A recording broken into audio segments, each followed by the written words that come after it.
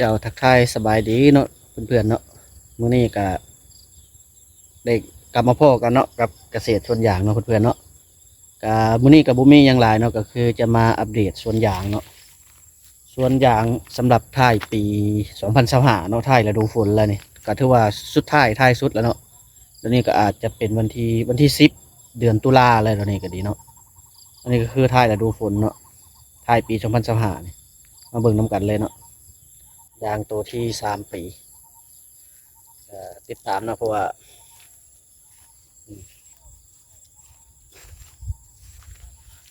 เนี่ยก็เริ่มลายอีกเนาะเพื่อนๆเนาะยังบ่ทันมีเวลาได้ออกมาตัดคาดว่าจะเบึงในอาทิตย์หน้าเนาะ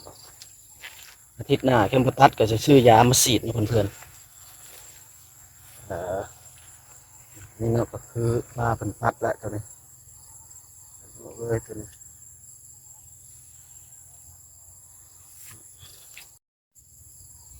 เจ้าเนาะเพื่อนๆเนาะนี่ก็ถือว่าปีนี้ก็ถือว่า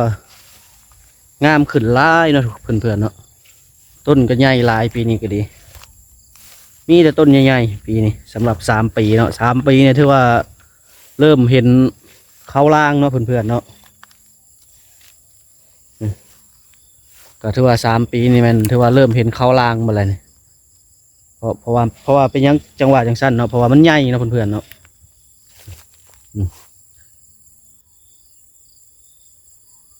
มีอย่างของเฮานี่สำหรับแถวนี่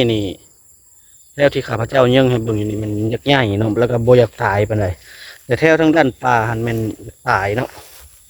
ตายเป็นทองลายพอได้แซมดุก็คือจะเป็นตัวนั้นเนาะเนาะเพื่อนๆเนาะต้นนี้โอ้อุดมสมบูรณ์ต้นนี้ใหญ่แฮง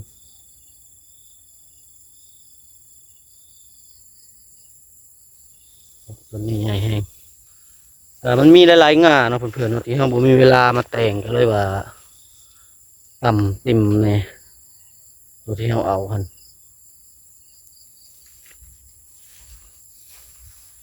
เพื่อนๆอันนี้คือแถวนี่ถือว่า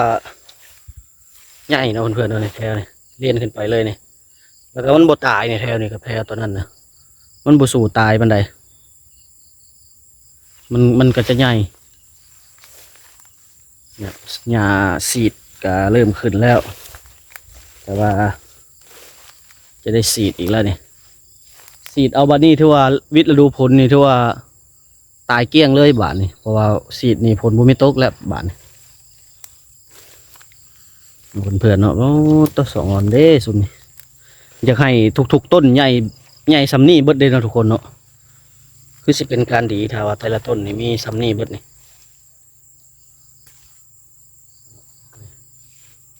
มันก็มีอย่างน้อยแน่ตัวที่เฮาแซมขึ้นมาแน่ปีนี้ยังเฮาแซมปีกายนี่แต่ว่ามันมาเฮาเร่งปุ๋ยปีนี้มาสัตว์ปีนี้แหละเดือนเนาะก็โหต้นนี้ก็ตึมเลยต้นนี้ก็ดิมันเนาะก็คือยังดันทึงมันของเฮาก็เพราะว่าทั้งลุ่มมันเป็นน้ำท่วมตายจนเบิดเนาะก็ถือว่าเสียดายเด้ที่มันบ่ตายหันก็สิได้อยู่หลายล้านเติบเนาะเป็น3-4 ล้านพุ่นแหละคันบ่ตายเพราะว่างานมาบ่ได้กดเนาะปีกายเนาะหัวบักใหญ่ๆนึงแต่ก็ปราศจากบ่ได้เนาะภัยน้ำท่วมมันก็ถือว่าตายแล้วก็ตายไปนี่เนาะทุกคนต้นนั่นนี่เฮายังบ่ทันมาแต่งกงาเลยนี่มามื้อหน้าก็จะมาแต่งให้เบิ่งเนาะทุกคนเนาะแต่งสำหรับยางใหญ่เลือกเอางาตัวที่มันบ่งามก็เฮาก็ได้สอยออกเนาะเพราะว่าเอาไว้มันก็หนักเนาะก็คือจะเป็นลักษณะตัวนี้คือกันเนาะเพื่อนๆเนาะนี่คือตัวเทิงนี่มันหลายเฮาก็เลีเอางาน้อยออกเนาะเอาแต่ตัวใหญ่มันไว้เนาะเพื่อนๆเนาะนี่คือตัวต่ำนะคือกันเนาะแต่ว่ายังบ่ทันมีโอกาสมีเวลาเนาะมื้ออื่นก็จะได้ลงมือเฮียนอีกเนาะทุกคนเนาะเพราะว่ากำลังเฮียนช่วงนี้เนาะเฮียนวันเสาร์วันอาทิตย์เนาะพี่น้องเนาะมื้ออื่นจะได้ลงมืออีก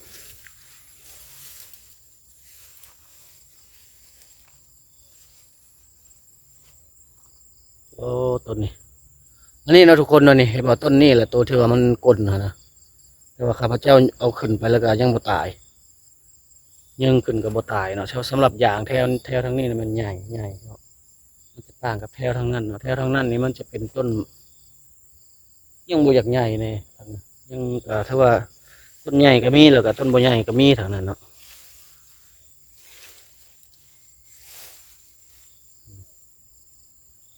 คืออยู่ด้านเทิงหมู่ก็งามหลายเนาะเพื่อนๆเนาะโอ้ยุง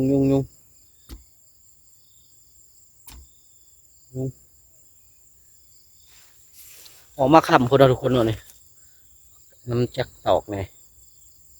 แต่ปีนี้ที่ว่าเห็นข้าวรางหลายเติบเลยปีนี้เนาะยังคือสิยังอีกบ่ดนเนาะเพื่อนๆเนาะอีกแค่3 ปีปลาย4 ปีก็ถือว่าน่าจะได้ส่งผลเก็บเกี่ยวได้เนาะ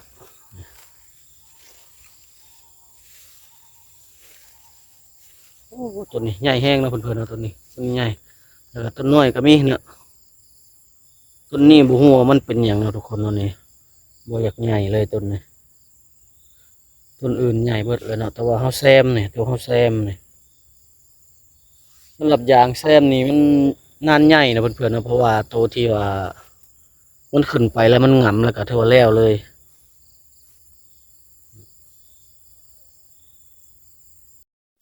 เจ้าเนาะเพื่อนๆเนาะคลิปนี้ก็ถือว่าบ่มีหยังหลายเนาะก็ถือว่ามาอัปเดตเนาะอัปเดตสวนยางให้เบิ่งท้ายปี2025เนาะท้ายเดือน10ก็บ่แม่นท้ายเดือน10เนาะก็คือวันที่10เดือน10เนาะเขาออกมามื้อนี้ก็ท้ายปี2025หั่นแหละเนาะก็บ่มีหยังเนาะก็คือจะเป็นลักษณะนี้แหละเนาะยางของเฮาก็ถือว่าอุดมสมบูรณ์งามหลายนะเพื่อนๆเนาะนี่ก็มีแต่ต้นใหญ่ๆงามๆเลยเนาะคืออยู่ด้านหลังนี่ก็คือกันเนาะมีแต่ต้นใหญ่ๆงามๆเลยเนาะเพื่อนๆเนาะก็ถือว่าบ่มีหยังเนาะก็สำหรับอันนั้นเพื่อนๆเขามาหับส้มตามหลังก็อยากรู้ข้อมูลอีหยังก็สามารถคอมเมนต์ไว้เนาะคันมีได้เห็นแล้วก็จะได้ไปตอบเนาะสำหรับเพื่อนๆที่เฮ็ดสวนยางหั่นเนาะมาเฮานี้ก็บ่มีหยังหลายเนาะก็ถือว่าขอมกขอบใจเนาะสำหรับการมาหับชมติดตามเนาะกดไลค์กดแชร์เนาะก็ถือว่าขอมกขอบใจหลายๆเนาะก็มาเฮานี้ก็ขอกล่าวคำว่าสบายดี